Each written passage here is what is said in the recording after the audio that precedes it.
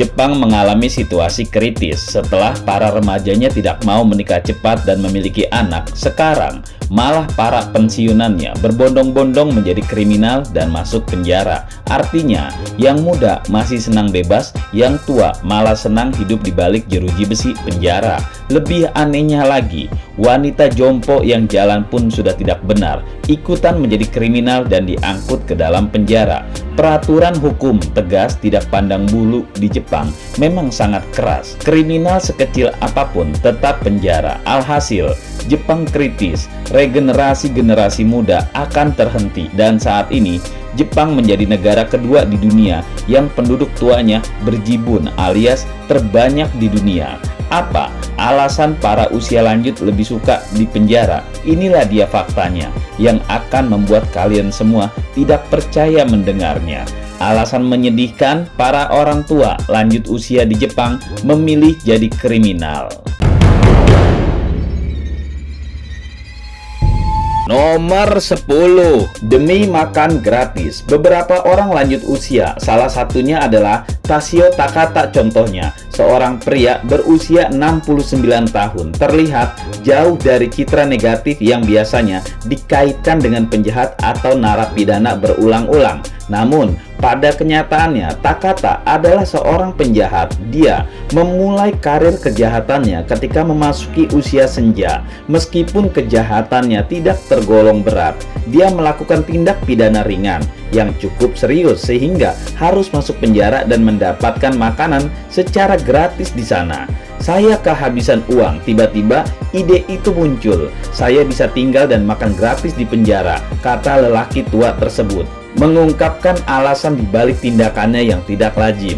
Keputusan Takata untuk sengaja melakukan kejahatan agar bisa mendapatkan tempat tinggal dan makan gratis mungkin sulit dipahami oleh banyak orang. Namun, hal tersebut menggambarkan keputusasaan yang dihadapinya dalam situasi keuangan yang sulit di Jepang. Nomor 9, akibat hukum Jepang yang keras. Untuk contoh, Tashio Takata memulainya dengan mencuri sebuah sepeda. Pada saat itu, Takata berusia 62 tahun. Dengan nekat, dia mencuri sepeda dan mengendarainya menuju kantor polisi.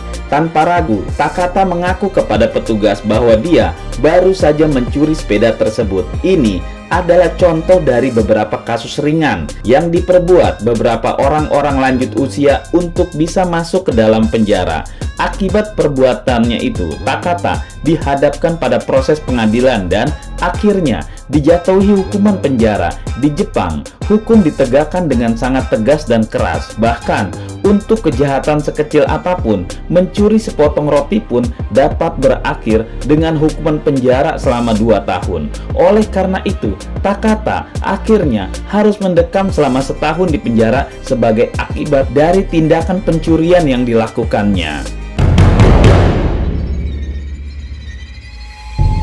Nomor 8, ketagihan hidup gratis dibiayai pemerintah. Fenomena yang mengejutkan terjadi ketika narapidana yang dibebaskan justru ketagihan kehidupan di dalam penjara. Salah satu contohnya adalah Takata. Hidup gratis di balik jeruji besi membuatnya merasa lebih nyaman daripada hidup sendirian dengan segala keterbatasannya. Tidak lama setelah dibebaskan dari penjara, Takata kembali terjerumus dalam perilaku kriminal. Kali ini, dia membawa pisau dan mengancam orang-orang di taman. Namun, niatnya bukan untuk melukai orang lain, melainkan berharap agar ada yang melaporkannya ke polisi sehingga dia bisa kembali ditangkap. Harapan Takata akhirnya terwujud. Dia pun kembali ke dalam penjara. Selama 8 tahun terakhir, hidupnya sebagian besar dihabiskan di balik jeruji besi. Fenomena ini menimbulkan keprihatinan yang serius. Orang-orang lanjut usia di Jepang lebih memilih hidup tenang di penjara daripada harus hidup bebas dan berjuang mencari nafkah sesuap nasi. Untuk apa hidup bebas kalau harus susah dan menderita? Mending di dalam penjara, hidup tenang dan makan teratur tanpa beban pikiran. Nomor 7, para pelaku kriminal punya dana pensiun. Fenomena mengejutkan terjadi di Jepang, di mana kakek-kakek pensiunan secara berbondong-bondong terlibat dalam kegiatan kriminal. Para pelaku kejahatan yang berusia tua umumnya adalah pensiunan yang memiliki penghasilan dari uang pensiunan mereka. Namun, biaya hidup yang tinggi di Jepang membuat uang pensiunan tersebut tidak mencukupi. Sebagai solusi, mereka sengaja melakukan tindakan kriminal dengan harapan dipenjara. Saat berada di dalam penjara, mereka masih menerima pembayaran uang pensiun meskipun sedang menjalani masa tahanan. Uang pensiun tidak terpakai selama mereka di penjara, kemudian digunakan untuk memenuhi kebutuhan hidup mereka setelah mereka bebas. Namun, ketika uang tersebut habis, mereka kembali terlibat dalam kegiatan kriminal untuk kembali masuk lagi ke dalam penjara. Kejadian ini menunjukkan adanya masalah dalam sistem pensiun dan biaya hidup yang tinggi di Jepang. Kondisi ekonomi yang sulit mendorong kakek-kakek dan nenek-nenek pensiunan ini untuk mencari cara agar dapat bertahan hidup dengan biaya yang terbatas. Terlibat dalam kegiatan kriminal dan sengaja masuk penjara menjadi opsi atau pilihan bagi mereka untuk mendapatkan sumber daya dan kebutuhan dasar yang mereka butuhkan. Nomor 6. Kriminalitas lanjut usia di Jepang akan terus meningkat. Kriminalitas di kalangan lanjut usia di Jepang diperkirakan akan terus meningkat karena masalah kecukupan uang pensiun. Peneliti demografi Michael Newman telah mengkaji keterkaitan antara tingkat kriminalitas lansia dan jumlah uang pensiun yang mereka terima. Hasil penelitiannya menunjukkan bahwa uang pensiun yang diberikan di Jepang tidak mencukupi untuk memenuhi kebutuhan hidup lansia. Biaya-biaya seperti sewa tempat tinggal, makanan, dan perawatan kesehatan yang semakin meningkat membuat para pensiunan terjebak dalam hutang. Selain itu, ada juga biaya tambahan yang perlu mereka keluarkan untuk membeli pakaian dan memenuhi kebutuhan pemanas ruangan saat musim dingin tiba.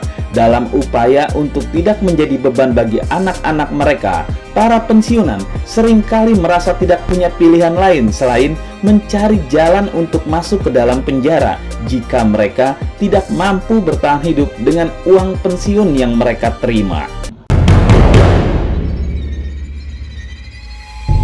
Nomor 5. Nenek tua rentak bungkuk pun menjadi penjahat.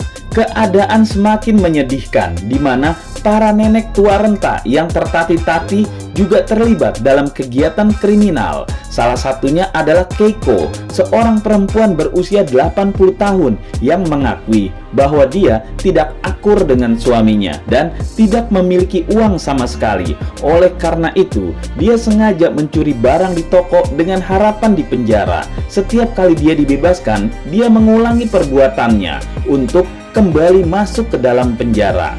Bahkan, kejahatan dilakukan oleh perempuan lanjut usia lainnya yang bahkan kesulitan untuk berjalan secara normal. Hal ini dikarenakan mereka tidak dapat memenuhi kebutuhan akan makanan dan uang yang diperlukan untuk bertahan hidup. Situasi seperti ini menyoroti tantangan yang dihadapi oleh para lanjut usia yang hidup dalam keterbatasan finansial dan sosial di Jepang. Nomor 4. Penjara di Jepang semakin penuh dengan narapidana usia yang hampir mendekati Rojiun. Menurut laporan pemerintah yang dirilis pada tahun 2021, jumlah pelaku kriminal yang berusia di atas 65 tahun telah meningkat lebih dari 2 kali lipat dalam kurun waktu 10 tahun terakhir. Data tersebut menunjukkan peningkatan sebesar 7% dari persentase jumlah narapidana usia lanjut dibandingkan 1 dekade sebelumnya. Situasi ini membuat pemerintah Jepang merasa kebingungan menghadapi lonjakan jumlah narapidana yang usianya sudah sangat lanjut. tren kriminalitas di kalangan lanjut usia menjadi tantangan serius bagi sistem peradilan dan penjara di Jepang. Dibutuhkan langkah-langkah yang lebih efektif dalam memahami dan mengatasi faktor-faktor yang mempengaruhi kecenderungan ini, termasuk upaya untuk memperbaiki sistem pensiun, meningkatkan akses terhadap perawatan kesehatan dan sosial, serta menawarkan program rehabilitasi yang tepat bagi para narapidana usia lanjut. Nomor 3, banyak kriminal yang tidak memiliki anak. Fenomena yang terjadi di Jepang adalah banyaknya orang lanjut usia yang tidak memiliki anak, sehingga saat mereka memasuki usia tua, mereka tidak memiliki orang yang bisa menampung atau merawat mereka. Hal ini terkait dengan masalah angka kelahiran yang rendah di Jepang. Ada beberapa faktor yang berkontribusi terhadap penurunan angka kelahiran tersebut, termasuk penurunan keinginan untuk menikah dan memiliki anak, serta beban biaya hidup yang tinggi di negara tersebut. Tren kelahiran yang rendah memiliki konsekuensi sosial yang serius bagi masyarakat Jepang. Dengan populasi lanjut usia yang semakin meningkat dan jumlah generasi muda yang semakin berkurang, terdapat kekhawatiran tentang siapa yang akan merawat dan memberikan perhatian kepada orang-orang lanjut usia jika tidak memiliki anak. Masalah ini mendorong perlunya perhatian yang lebih serius dari pemerintah dan masyarakat dalam mendukung sistem perawatan lanjut usia yang kuat, memberikan alternatif untuk merawat lanjut usia yang tidak memiliki anak.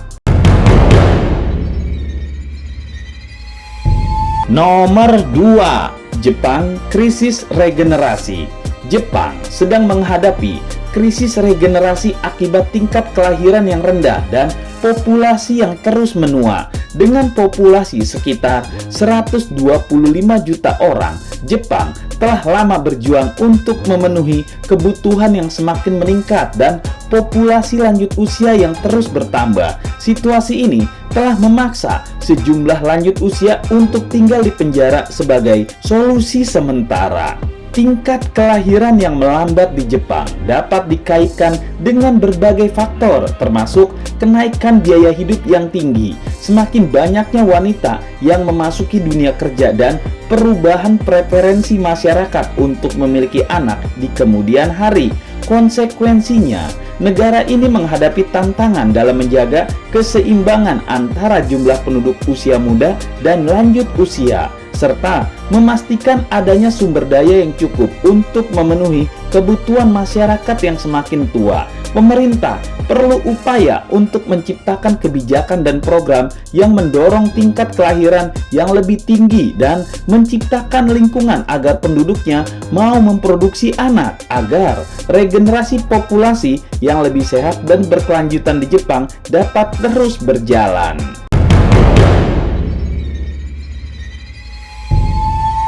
Nomor 1, setiap tahunnya kelahiran sedikit, lanjut usia bertambah. Jepang sedang menghadapi masalah serius akibat penurunan angka kelahiran yang signifikan. Negara ini memiliki proporsi penduduk yang sangat tinggi dalam kelompok usia 65 tahun ke atas, yang menempatkannya sebagai negara dengan persentase penduduk lansia tertinggi kedua di dunia setelah Monaco. Situasi ini semakin diperparah oleh kurangnya minat remaja Jepang untuk menikah dan memiliki anak dalam waktu yang cepat. Krisis demografi yang dihadapi Jepang menunjukkan dampak yang serius pada struktur sosial dan ekonomi negara tersebut. Dengan jumlah penduduk lansia yang terus bertambah, sementara regenerasi muda yang lebih kecil jumlahnya, tantangan dalam menyediakan layanan kesehatan, perawatan lansia, dan jaringan sosial yang memadai semakin meningkat.